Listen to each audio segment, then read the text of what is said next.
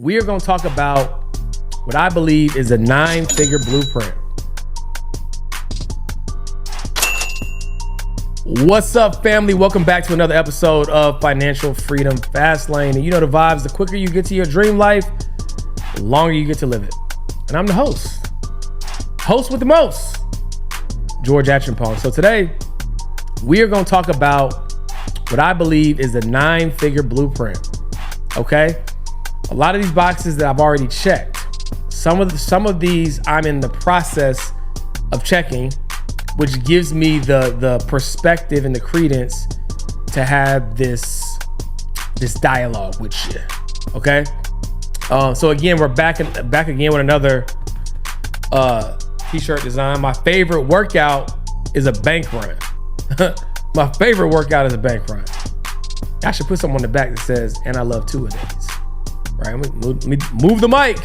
We're gonna make that a thing. Move the mic so y'all can see the design. See that?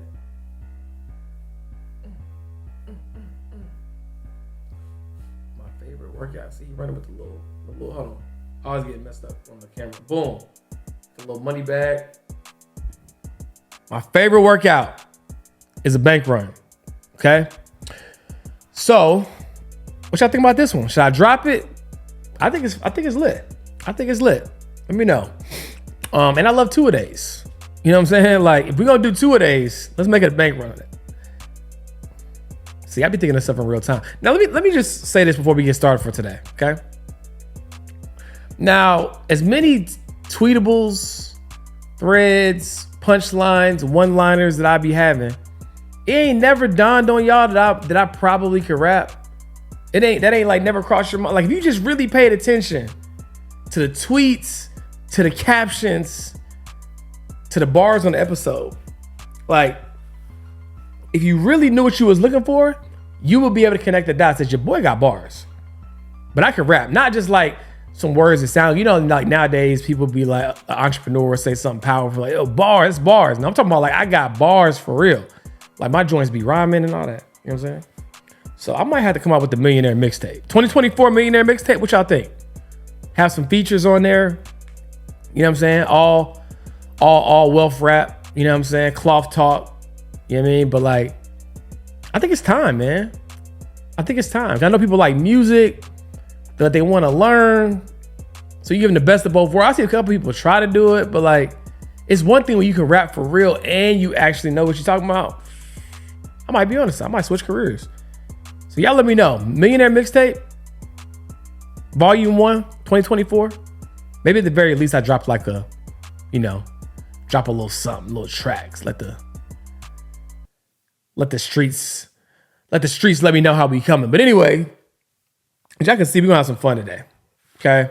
So I'm gonna give y'all, I like to think the 9-figure blueprint is for the modern entrepreneur, right? There's a lot of ways to get money. So when I say blueprint, this is one, right? The path that I'm taking, okay? And so I want to share it with you so that if you want to take it, you can take it too. Now, another challenge I have for this episode is that I actually threaded this, right? Actually, they got to come up with a new name because threading just does not say, it is a thread, but it doesn't sound cool. I mean, I guess what is a tweet, right? I tweeted this. That's not really doesn't really sound cool either, but it sounds better than thread. But I don't really be on Twitter no more because of threads and its convenience, which that is another episode in and of itself. Meta's blueprint to building wealth. So I might give y'all that too. But let's not go off on a tangent here, and let's give y'all what y'all came for, okay? All right, so number one is building an audience and providing free value. That is the first step in building a billion. Well, 9 figures isn't a billion. It's a lot of money, a lot of zeros, but not a billion. But that's the first step in building a successful company, right? Building a wildly successful company is building an audience, right? And providing value. Because when you build an audience and you provide value, right? You inherently are going to create a lot of things. You're going to create trust amongst that audience because like, oh, they provide value and they do it consistently. this is a brand that I can trust, right? You're going to also create a little bit of loyalty, right? It's like, because now people are going to like your flavor of value that you provide, and you're going to be one of their go-to providers of value, whatever that value might be, right? So you're going to get a little bit of brand loyalty. And then you're also going to get, which maybe is an offshoot of loyalty, the desire of reciprocity, right? Because maybe a better way to say it is you're going to get infinite leverage. The person who can delay the ask long enough wins the game. So when you provide free value, or as Gary Vee likes to affectionately call it, jab, jab, jab, right hook, right? It's much easier for you to make the sale or make the ask when you make it, because there is a disproportionate equation of you providing value, right? And then asking for something. Because where people go wrong is they're like, oh, I want to run paid ads. If I run paid ads, I can get in front of so many people.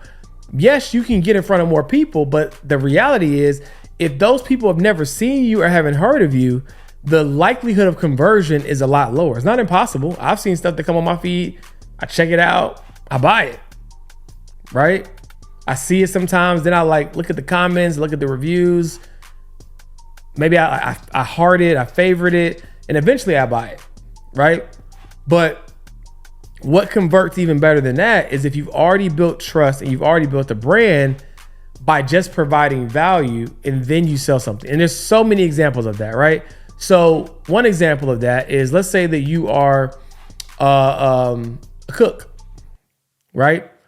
And every day you get on Instagram and you cook a meal and you provide the ingredients to the recipe, right? You're like, hey, this is mama's home baked lasagna.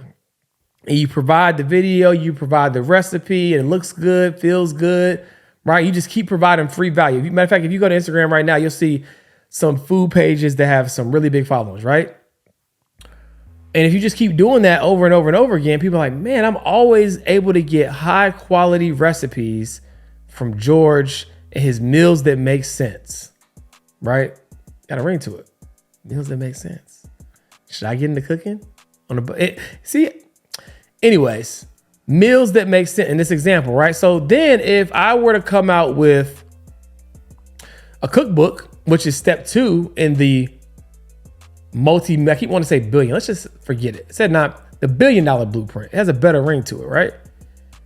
It's only an extra 100 million at the end of the day. Or actually, it could be extra 900 million, because technically 9 figures is 100 million, anywhere from 100 million to 999 million. But you get the point, people. Let's not focus on the wrong things, okay? My point here is, if you build an audience that trusts you because you provided value, if I was a cook that was providing those recipes day in and day out, what do you think people are going to start asking for that I could easily sell? A cookbook, right? Even better than that, seasonings, sauces. I could do a whole episode on what I'm about to say, but give away the recipe, sell the ingredients, right? Give away the recipe, sell the ingredients. What do I mean by that? Because you might hear like, well, when you give away the recipe, aren't you telling them what the ingredients are? Of course you are. But they still got to go buy those ingredients. They still got to go buy the paprika, the coriander, the cinnamon, the salt, the sugar, the barbecue sauce, right? But when you build a brand and you just coincidentally, right? You cooking, it requires, all-purpose seasoning, right? But instead of you just pulling out McCormick's from the pantry, you pulling out yours, they're not going to question buying yours because they already trust you based upon the value that you provided with the recipes. So it's like, oh, well, I better get that seasoning if I wanted to taste like how his stuff be looking, right?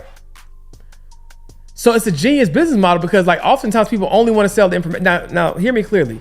Selling information is an amazing business model too, right? Because people don't want to scour the internet and try to piece stuff together when they can just buy your streamlined, well-packaged program, right? Book, program, course, whatever. So by no means am I saying that's a bad idea. But what I'm saying is if you don't want to go that route and try to convince people to buy your information and, I could get the recipe online for free. Yeah, you probably could, right? Probably could. But when I recommend these ingredients, now I feel indebted to you, right? You've been giving me these great recipes. I got to buy ingredients anyway. Why in the world would I not buy yours? It's a great business model. And again, this applies for software. It applies for any business model where you can provide free value, right? And then ultimately the instrument or the thing that they need to create what you are telling them to recreate, they got to buy from somewhere anyway. You could be a personal trainer that gives away your workouts for free, right? But then you say, hey, I got this no gym at home workout and it's absolutely free, right? What are you gonna then sell them? The bands that they got to use for this home workout, right? Your brand of dumbbells, right? Maybe even your workout gear, your apparel. But you gave away the recipe for free. And I think that this is a business model that's hyper sustainable. I mean, because the thing is, you can always provide like advanced workouts or something like that, or advanced, more detailed recipes, or hey, I gave away 10 recipes online for free, but get all 30 in my cookbook. Right? So it's not to say that you still can't make that a part of what you sell, but knowing that you can provide value at scale and then ultimately sell them the ingredient is a cheat code, right? It is a cheat code. Now, the next step in the $1 billion blueprint that was formerly known as the 9-figure blueprint is understanding the art of perpetual problem creation. Every time you solve a problem for your audience, you're going to create a new one. The question is, do you have something to sell them when you create that new problem? Right? Do you have something to sell them? So if someone joined your weight loss program, right, because they wanted to lose weight, then they lost a bunch of weight, but now they want to gain muscle. Do you have the muscle building program? Right? If someone joined your program to learn how to make more money in a particular field, right? Now they made more money, but now they need to help understand how to build an ideal team. Do you have a program on how to do that? Right? So think about the problems that your solutions will create, right? And then sell them those new solutions. And what that really comes from, unselfishly, is knowing what the customer or the client needs the most. Knowing about their problems before they know about their problems, right? And if you can do that, then you can create the solution. At that point, it doesn't even feel like selling because they're going to ask you for it. Dang, bro, I just, my business is growing. Like now I feel like I need to hire a team. Huh? Funny you should ask, right? Man, I got the team and business is going really well, but man, now I feel like I want to, own the business instead of running it. Huh? Funny you should ask. I have a how to exit your business blueprint, right? So you create these new solutions based upon new problems you know they're going to have from the success of what you created. And the reason why that's so powerful is because the no gets easier every time, because every time they have to say yes to you is after they've already gotten results from the previous thing that you sold them. So that's why it's very important to be intuitive and be thorough and be intentional about the structure and the value proposition of your business, right? So that you already can predict the result that you know they're going to get if they do the work, right? All right. Last but not least, right? In this very simple 4-step, obviously I don't want to oversimplify it. There's a lot of nuances and building a successful 7-figure, much less 8, 9-figure or beyond business, right? But if we think about things in terms of frameworks, right, and concepts governing the specifics, if we can think about it from that lens, then we can understand how these are the core tenets, or at least some of them, okay? Number 4 is identify your biggest expenses, right, that are related to delivering your respective product or service, and then figure out how you can acquire, right, a business that does that or build it in-house, okay? Figure out how you can acquire a business that does it or do it in-house. Now, what does that look like? It can look like many things in many businesses, right? So with Apple, Intel used to make their chips. So every time they made a computer, Intel was getting a little piece of every single MacBook that went out. So Apple probably looked at the P&L, looked at the expenses and was like, what would happen if we could bring this in-house, right? How much more profit would that drive for the business? Another way to think about it, well, that's kind of like, let me put it like this. That's true what I just said, but that's more so a cost saver for them because they bring it in-house, right? But another way to think about it is, like, for example, let's say that you're a financial advisor and you typically include the cost of basic bookkeeping in your service for your clients, or you include the cost of estate planning for your clients, right? Now, while you're baking in that cost, you might get a little margin off of it, right? But ultimately, you still got to send that money out to those respective providers. But what happens if you either one, own an equity stake in the business that you're referring them to? That's one way to do it, right? So, okay, I'm sending all the business there, but I get 10%, 20% of the entire, right, profit of that business. So that's one way to do it, right? Another way to do it would be to acquire, right, a business like that, or just simply have it as an add-on service to where now every time somebody goes to buy the thing that you used to previously send out the door, right, now you're getting a piece of. And that's completely ethical and it's completely smart. That's vertical integration 101, right? Instead of me having to hop out of the supply chain and go to another vendor, another supplier or whatever, how can I do it all in-house? And for most people, sometimes it can seem daunting to think about because they just want to go like the revenue routes, like t-shirt business, right? Okay, cool. You got this cool slogan you want to put on a shirt.